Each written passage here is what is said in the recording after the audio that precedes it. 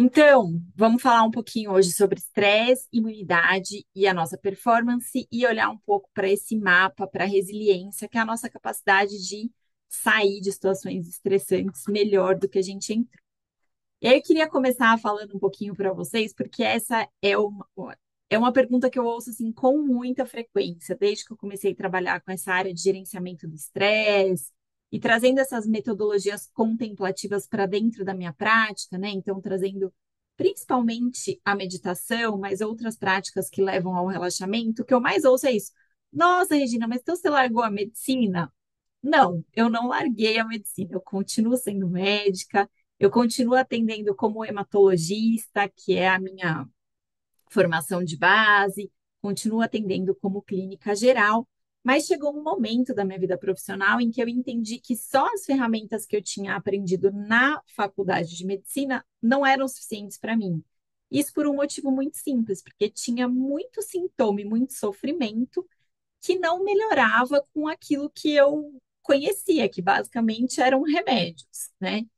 Então eu comecei a olhar para a saúde por esse olhar um pouco mais amplo, que a gente chama da saúde integrativa, é a gente olhar para a saúde por todos os aspectos que nos constituem, né? E isso é importante a gente entender que para esse olhar mais integral, a gente vai pensar em algumas esferas do cuidado que vão incluir além do medicamento, da cirurgia, de um procedimento, vão incluir também modificações do estilo de vida, o uso de práticas mente-corpo, o uso de produtos naturais, como eventualmente fitoterápicos e outras abordagens desse tipo, né? Abordagens mais naturais.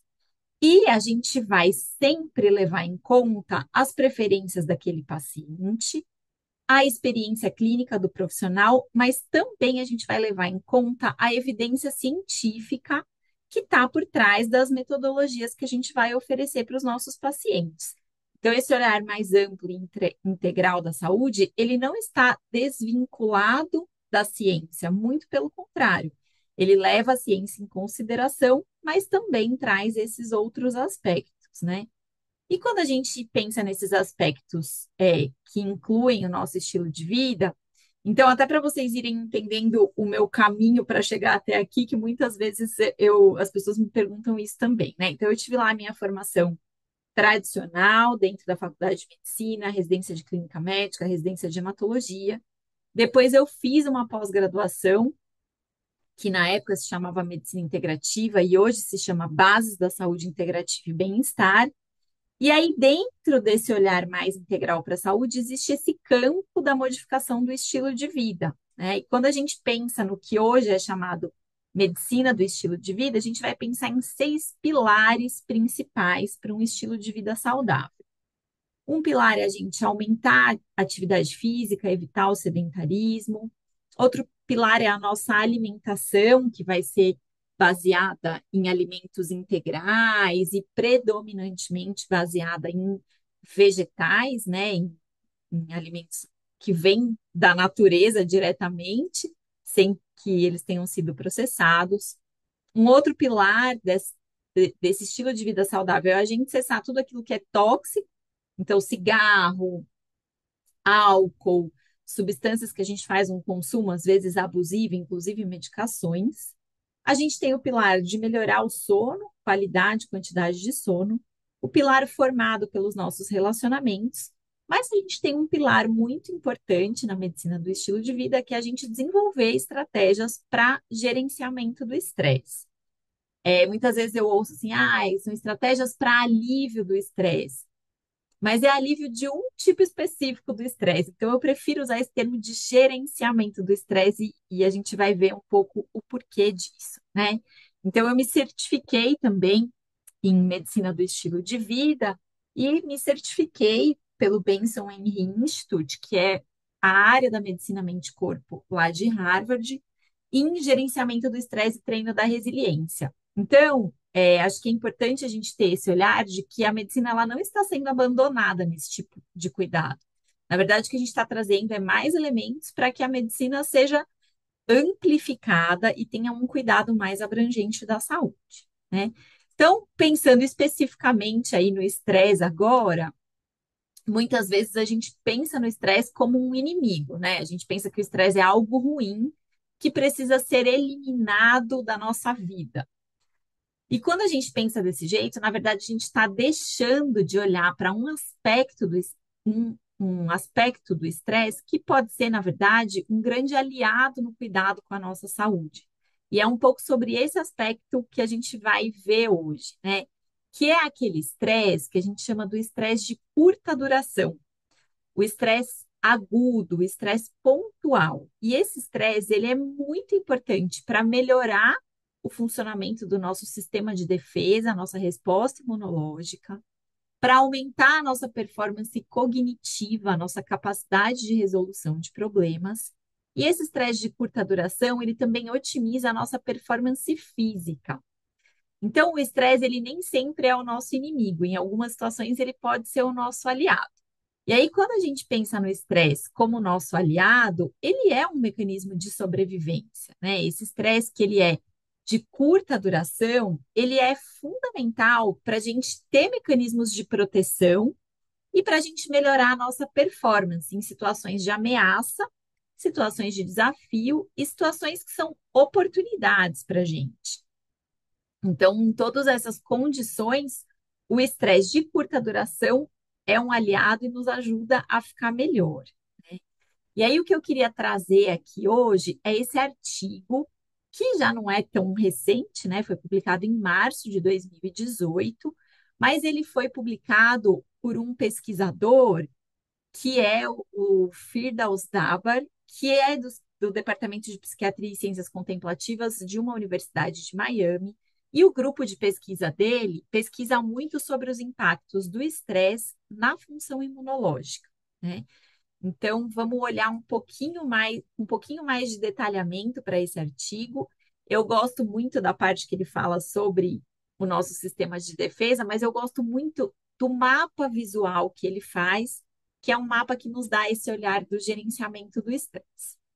Então, basicamente, a proposta desse artigo é mostrar para a gente como esse mecanismo da mãe natureza, que é o estresse de curta duração, como ele melhora a nossa performance e a nossa proteção, a nossa capacidade de proteção sob condições de ameaça, desafio e oportunidade.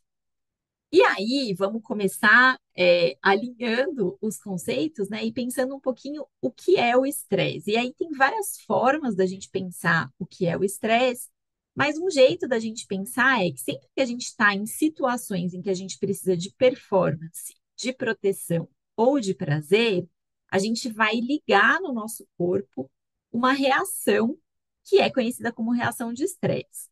Então, isso acontece quando a gente tem um estressor que vai ser um estímulo. Esse estímulo pode ser um estímulo do nosso ambiente, como, por exemplo, uma variação de temperatura. Pode ser um estímulo físico do nosso corpo, por exemplo, uma sensação de dor ou a necessidade da gente correr. Pode ser um estímulo psíquico, algum pensamento, alguma lembrança, alguma preocupação.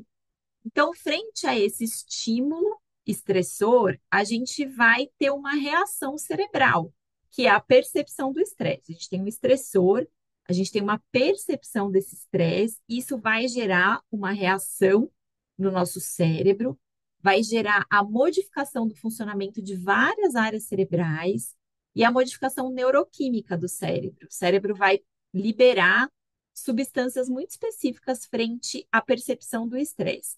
E tudo isso vai gerar uma resposta ao estresse, uma modificação do funcionamento do nosso corpo, né? Então, essa alteração cerebral se dá basicamente com a ativação de algumas regiões do cérebro, como, por exemplo, a amígdala cerebral, que vai ativar outras áreas, como a nossa glândula hipófise, a glândula adrenal, e a gente tem liberação de cortisol, vai ativar também o nosso sistema nervoso simpático, que vai fazer com que na nossa corrente sanguínea a gente tenha mais adrenalina circulante.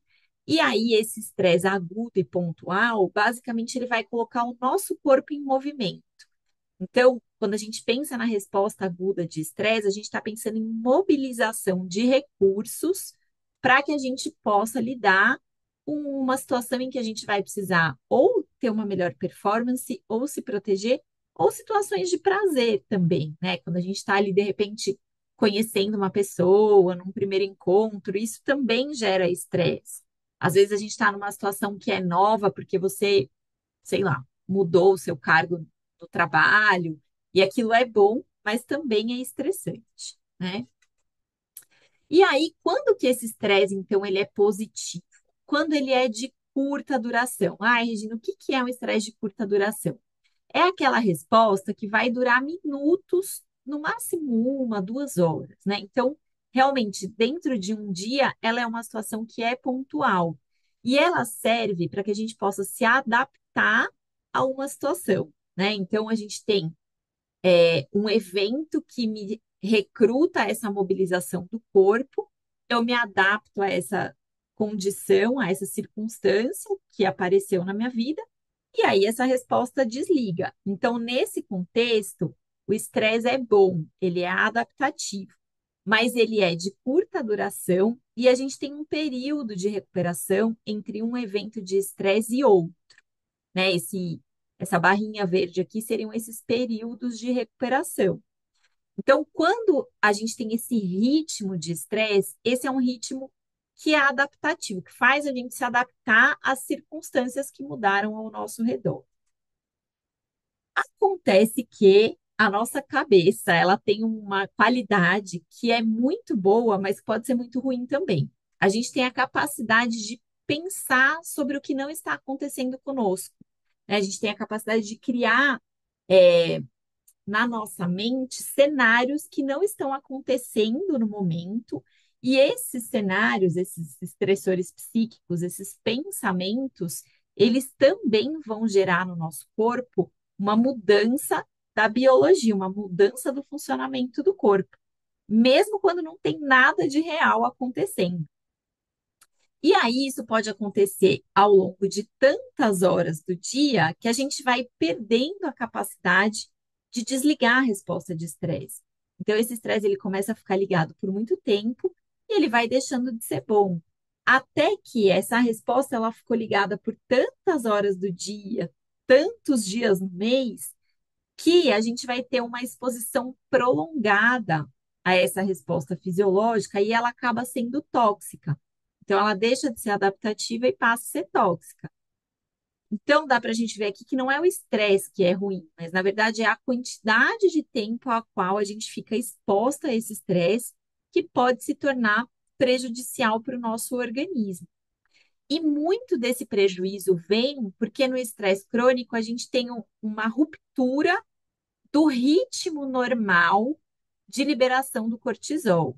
Então, o que a gente chama de ritmo circadiano, o nosso corpo ele tem horários determinados para liberar as substâncias. Como que funcionam esses horários quando a gente pensa no cortisol, que é uma das substâncias que está envolvida na resposta de estresse? Então, quando é mais ou menos 6 da manhã, a gente começa a ter liberação de cortisol. Essa liberação vai ter um pico entre 9 da manhã e meio-dia, e aí ela já começa a cair. E quando vai chegando à noite, a quantidade de cortisol que está circulando no nosso corpo, ela fica bem baixinha. E aí vai dando ali 6 da manhã, né? A gente começa um novo ciclo de liberação do cortisol. Então, esse é o ritmo normal de liberação do cortisol no nosso organismo. O que que acontece no estresse crônico? A gente perde esse ritmo normal, então a gente começa a ter liberação de cortisol durante vários momentos do dia em que o nosso corpo não está preparado para receber esse tanto de cortisol, inclusive durante a noite, né? Então, o que vai acontecendo no estresse crônico é que a gente vai ficando com a quantidade de cortisol no nosso sangue aumentada por períodos muito prolongados. E quando a gente olha a maioria dos prejuízos causados pelo estresse prolongado, a gente vai ver que eles estão relacionados com esse aumento sustentado do cortisol, quando o meu organismo não deveria ter tanto cortisol circulando, né? Então, no final das contas, é tudo uma questão de dose mesmo, né? E a gente tem essa teoria que se chama teoria do U invertido. Isso se aplica para várias coisas na nossa vida, né? Para várias condições biológicas, mas se aplica também para o estresse, para diferentes aspectos da resposta de estresse. Então, o que que é essa teoria do U invertido? Ela quer dizer que quando eu tenho níveis muito baixos de alguma coisa, isso é ruim. Quando eu tenho níveis muito altos, também é ruim, mas existe uma quantidade que é ótima, né? Então, pensando especificamente aqui no estresse, a quantidade de ativação do eixo hipotálamo, hipófise adrenal, um dos eixos do estresse, que é ótima, ela acontece quando a gente tem a liberação de uma certa quantidade de cortisol por um curto período de espaço, de tempo. Isso vai fazer com que a resposta do nosso sistema de defesa melhore, a performance do nosso sistema cardiovascular melhore, as funções, as ligações entre os nossos neurônios, as conexões neuronais também melhorem. Então, se a gente não tem nada de estresse, a gente vai procrastinar, a gente vai se sentir desestimulado, a gente tem sintomas que são parecidos com os sintomas da depressão. Por outro lado, se a gente tem ativação exagerada desse eixo hipotálamo hipófise adrenal, se a gente tem uma ativação exagerada do nosso sistema de estresse, a gente vai ter o oposto do que acontecia quando a gente tem um pouquinho de estresse ativo. Então, a gente vai ter o nosso sistema imunológico funcionando de maneira deficiente no que se refere à defesa e com exagero de inflamação. A gente vai ter um sistema cardiovascular que vai estar sob risco, principalmente de eventos como infarto, derrame. E a gente vai começar também a ter dano de algumas regiões do nosso cérebro e uma função alterada de algumas regiões do nosso cérebro.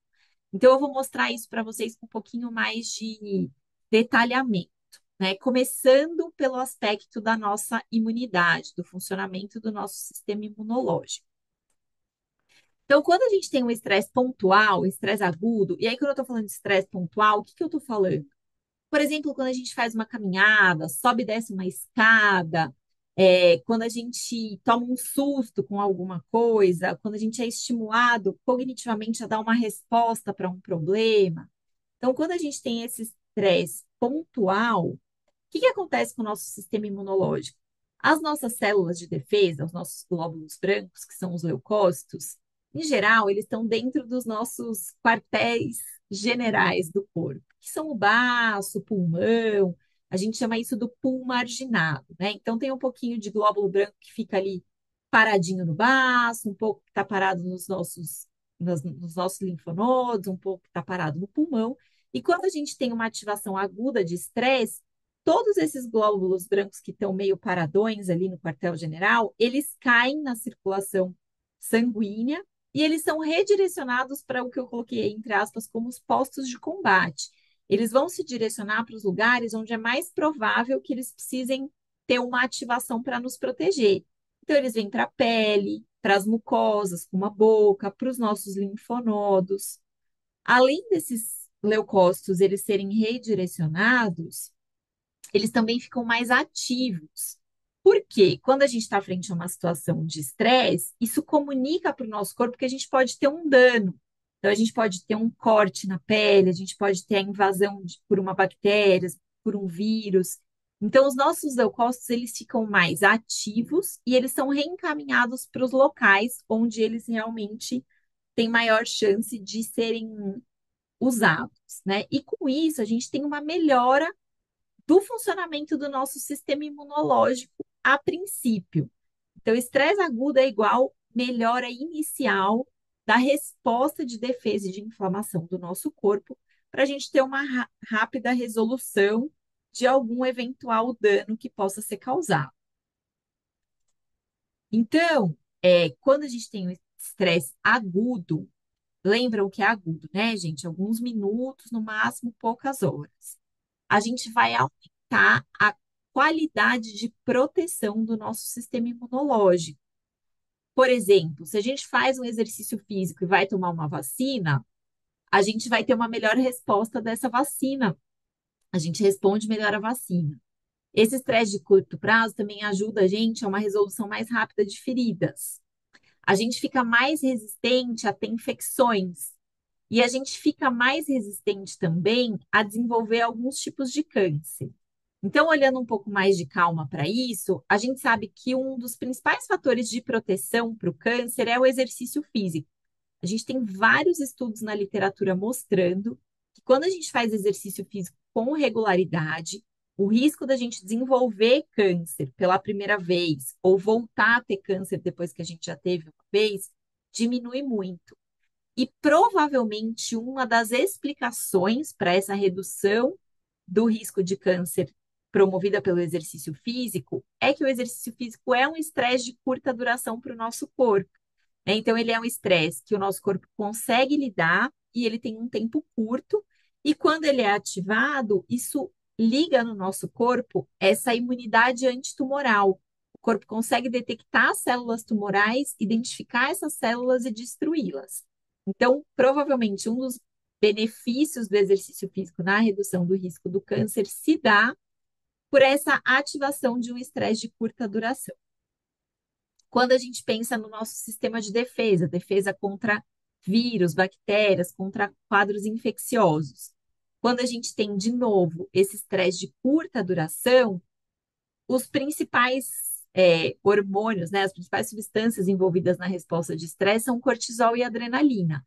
O cortisol ele tem um papel no aumento da produção de interferon, que é uma das substâncias que protege o nosso corpo contra invasão de vírus, bactérias, coisas do tipo, né? E a gente tem também a noradrenalina, que é o outro hormônio do estresse, que ela tem receptor em várias células de defesa. Então, a noradrenalina consegue trazer as nossas células de defesa para dentro da corrente sanguínea e deslocar essas células para defender a gente onde a gente precisa delas. E elas também aumentam a função de células como, por exemplo, os linfócitos TCD8, né? O que é importante a gente pensar? O cortisol e a noradrenalina que trazem esse benefício são aqueles que são produzidos dentro do nosso corpo em concentrações fisiológicas. Quando a gente pensa no nos corticosteroides que vêm de fora, por exemplo, a prednisolona, que são hormônios exógenos, né? São substâncias que vêm de fora para dentro, eles não têm esse mesmo efeito benéfico no nosso sistema imunológico. Ao contrário, eles vão ter um efeito de imunossupressão, tá?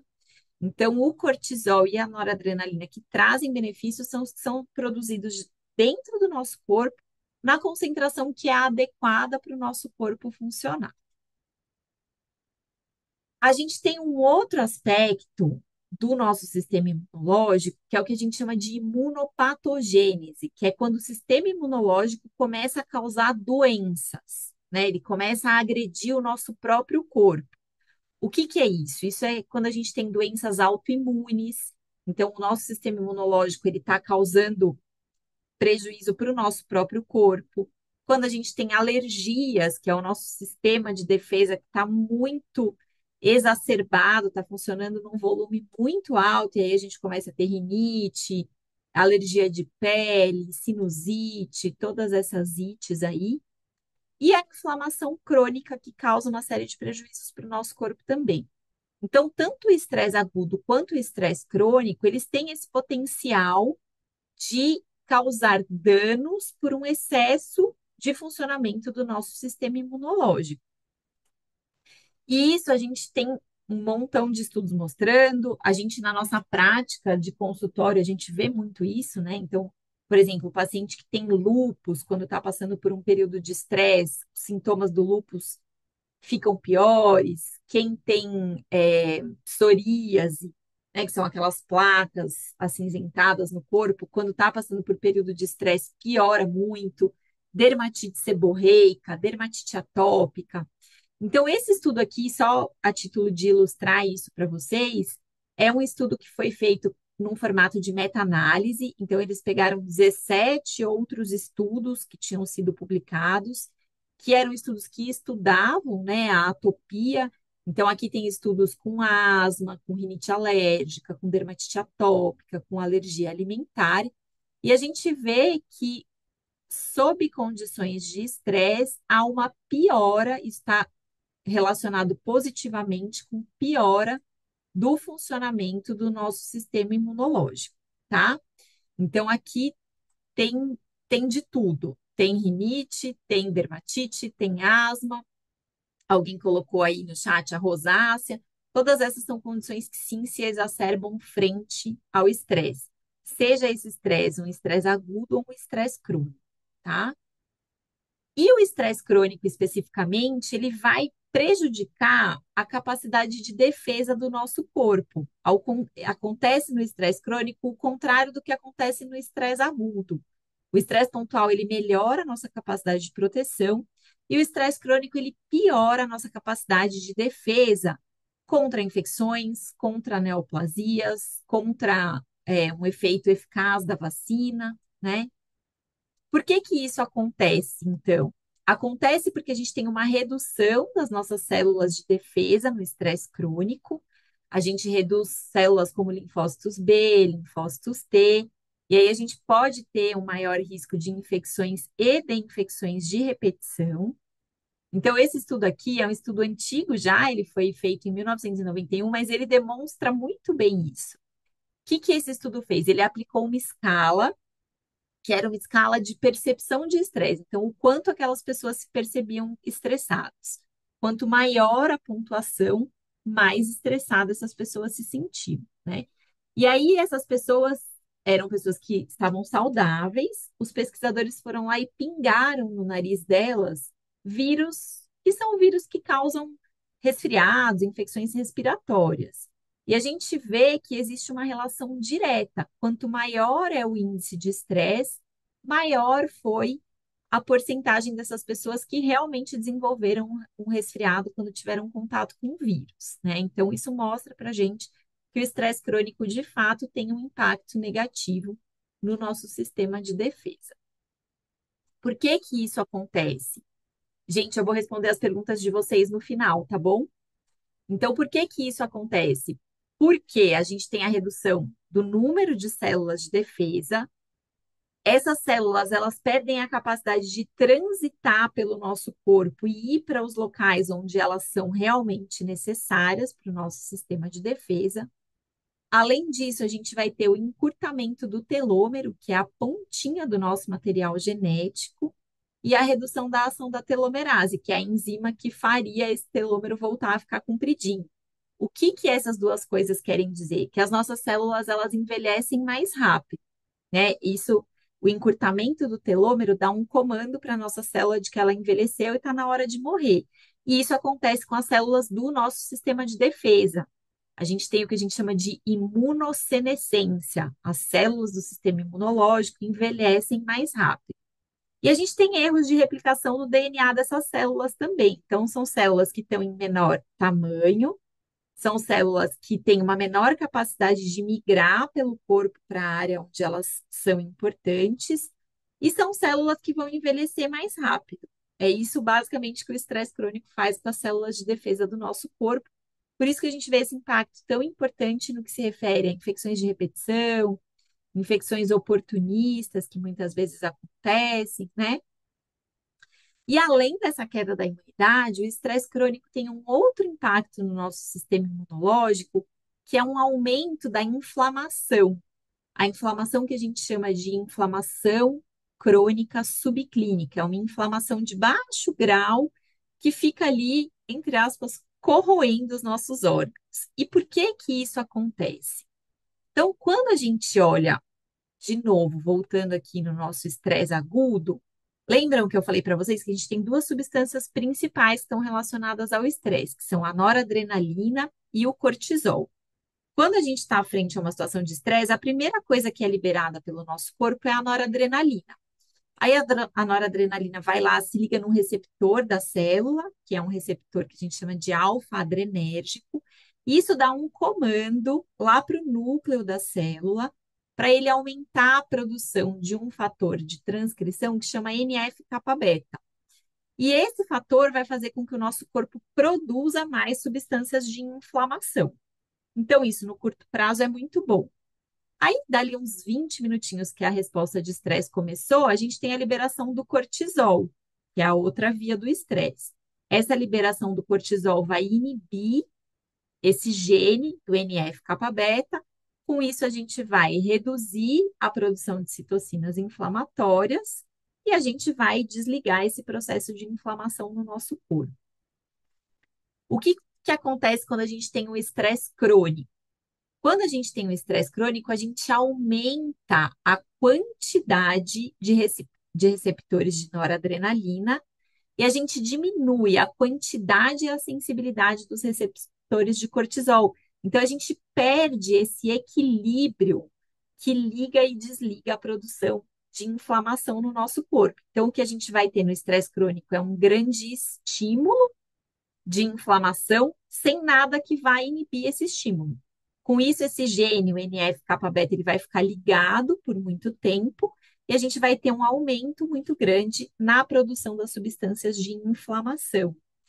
Por que que isso é importante? Porque essa inflamação crônica de baixo grau, ela está diretamente relacionada com uma série de doenças que são as doenças mais comuns nos dias de hoje. Né? Então, quando a gente olha esse estudo aqui, é um estudo bem grande, foi feito com muitas pessoas. E qual era o objetivo desse estudo? Entender quais são os fatores de risco para a gente ter doença cardiovascular, para a gente ter principalmente infarto, né?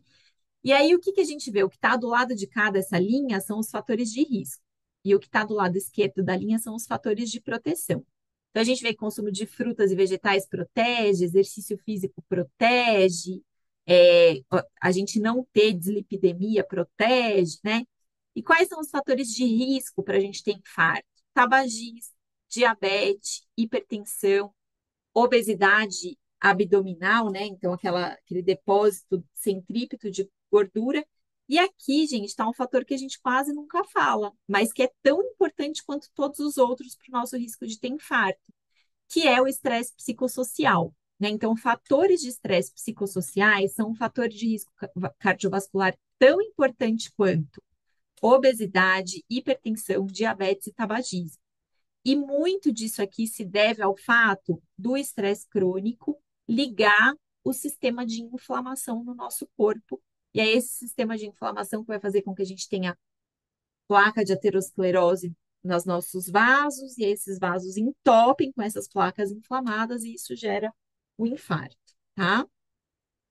Bom, falei para vocês que o estresse tem um impacto no nosso sistema imunológico e que a outra coisa que a gente ia ver era na performance física e na performance mental.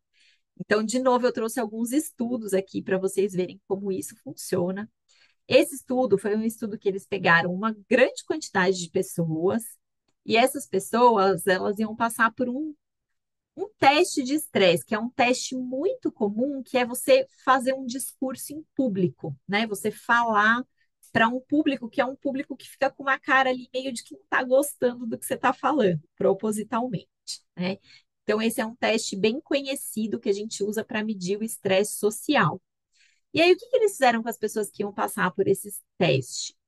Uma parte das pessoas, elas eram orientadas a pensar que elas estavam calmas, que quanto mais calmas elas estivessem, melhor elas iam se sair naquela situação.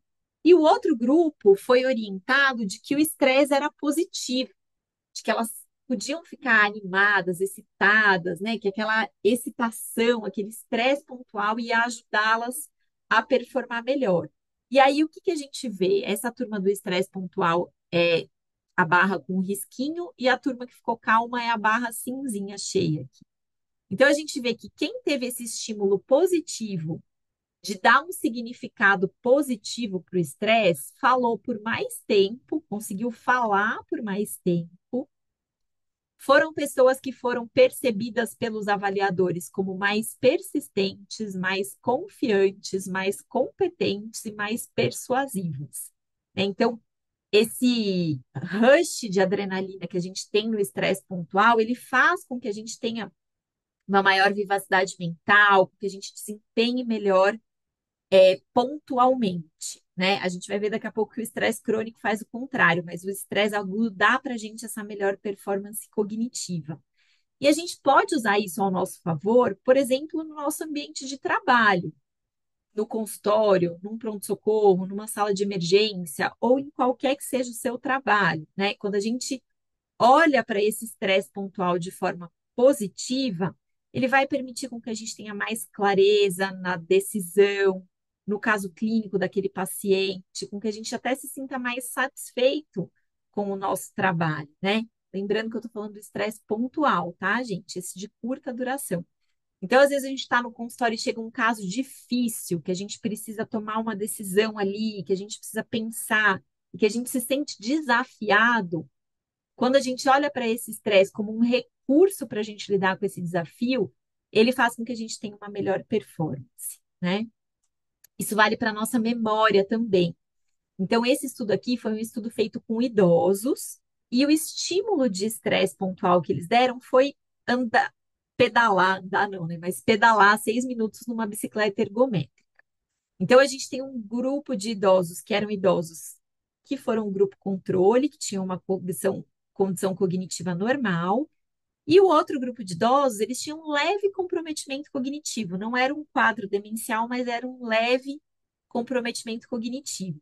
E aí essas pessoas viram várias imagens, andaram ali, um grupo andou na bicicleta, o outro grupo não fez nada, e depois eles foram ver o quanto que essas pessoas lembravam das imagens que tinham sido mostradas inicialmente. E aí a gente vê aqui, ó, que quem fez exercício lembrou mais, né, teve essa memória de curto prazo melhor do que quem não fez exercício. E isso valeu, inclusive, para os pacientes que já tinham um comprometimento cognitivo leve. Quem fez exercício conseguiu lembrar mais do que quem não fez. Por que que isso acontece? Provavelmente porque tem uma região do nosso cérebro chamada locus coeruleus, que é uma região que está muito envolvida com essa memória de curto prazo. E no locus coeruleus a gente tem muito receptor alfa-adrenérgico. Então, o estresse pontual libera bastante noradrenalina. Essa noradrenalina se conecta com esses receptores lá no locus coeruleus e esses neurônios vão trabalhar melhor, fazendo com que a nossa memória melhore, né? Então, esses estímulos pontuais de estresse de curta duração, eles podem inclusive ser utilizados como intervenção terapêutica para esses idosos que têm um certo comprometimento cognitivo, né? A gente dá um estresse controlado e de curta duração, e eles têm um melhor desempenho da memória, né? Por que que isso acontece? Porque quando a gente está sob estresse, lembra que eu falei para vocês que a função do nosso cérebro muda? Então, quando a gente olha aqui, pensando de novo aqui em estratégias, estudos que avaliaram a memória.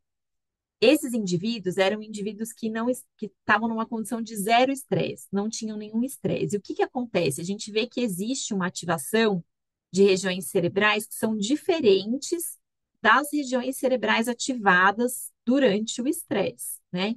Então, pessoas que não estão em condições de estresse, elas vão ter um maior controle das funções executivas do cérebro, que basicamente são capacidade de planejamento, solução de problemas, e elas vão ter um aprendizado mais direcionado a esse aspecto cognitivo, um aprendizado mais dirigido para metas, para objetivos, né? Por outro lado, quando a gente está em condições de estresse, a gente vai ter um aprendizado que está mais relacionado com as emoções. Eu tenho certeza que vocês já passaram por uma situação estressante e que ficou uma memória emocional muito forte dessa situação, né? E isso acontece porque a gente tem ativação de regiões cerebrais diferentes quando a gente está nessa condição de estresse, tá? Então a gente vê que o controle das funções executivas diminui, o aprendizado cognitivo diminui quando a gente está em situações de estresse, mas o aprendizado emocional aumenta bastante, tá? E o que que acontece no estresse crônico? No estresse crônico, a gente tem uma alteração da função e da estrutura do nosso cérebro.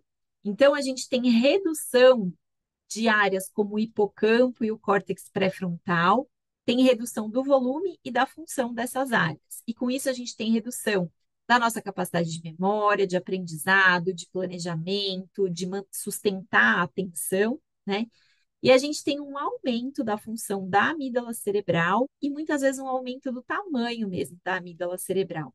E isso vem bastante relacionado com a sensação de hipervigilância, então ficar o tempo todo alerta, um aumento da percepção do medo.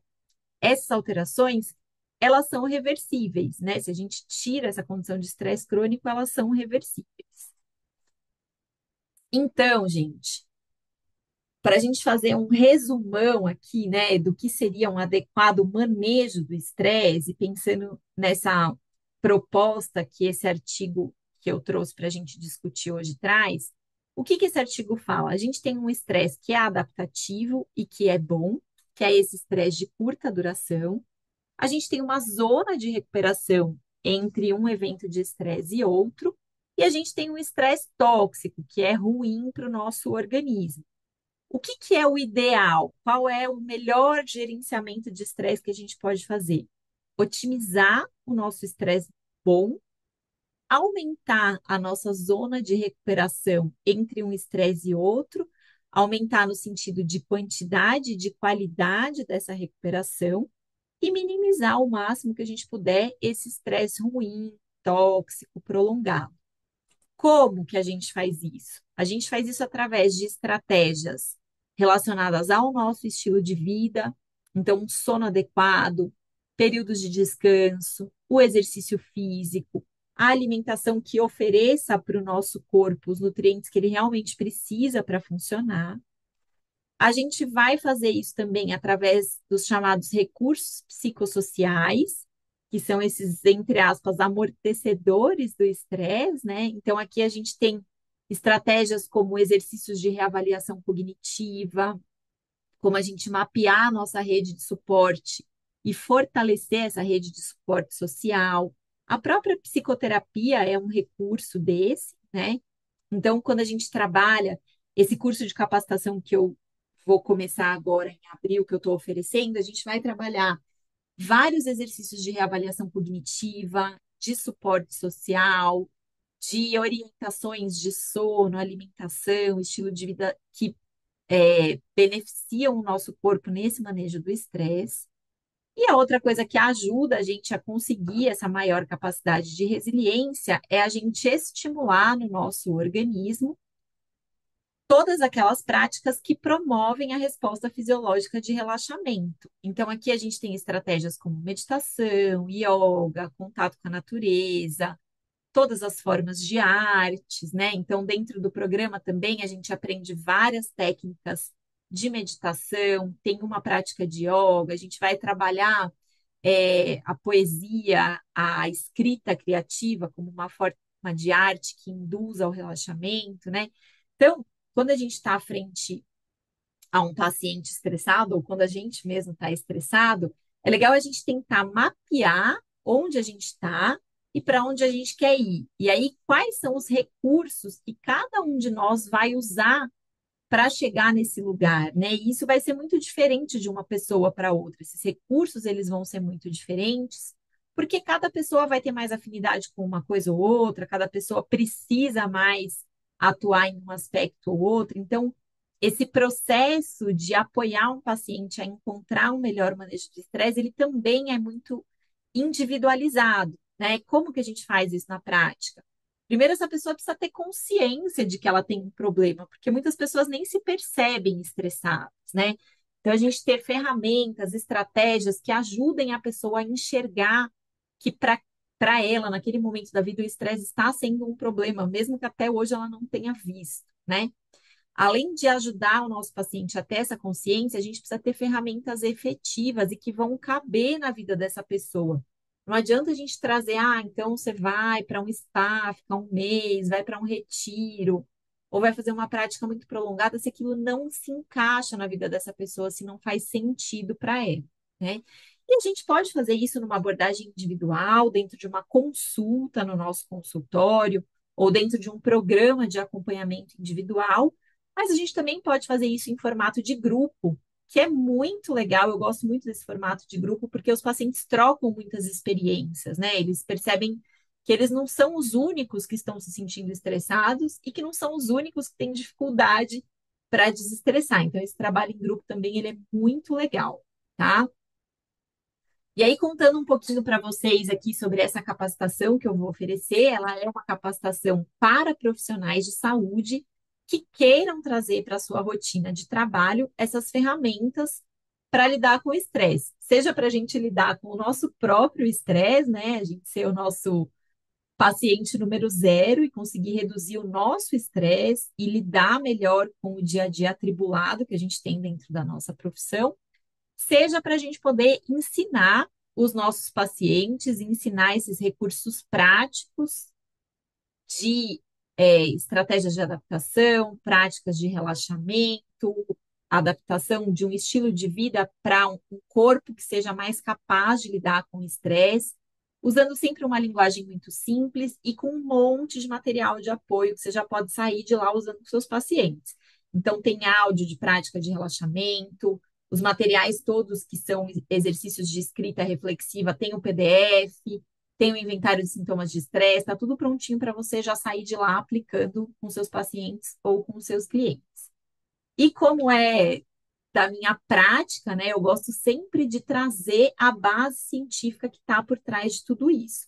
Então, tudo que a gente vai ver nessa capacitação está apoiado em ciência e está apoiado aí nos meus 10 anos de experiência clínica tratando pessoas que estão muito estressadas, tá? O curso tem 30 horas de duração, ele vai acontecer às sextas-feiras à tarde, é online, a gente vai fazer pelo Zoom, é ao vivo, mas vai ficar gravado para quem não puder estar lá. E a ideia, gente, mais do que trazer informação e essas estratégias, é vocês conhecerem outros profissionais que estão trabalhando dessa mesma forma, para que a gente possa trocar, para que a gente possa trocar experiências, para que a gente possa ter esse formato de uma comunidade mesmo, né?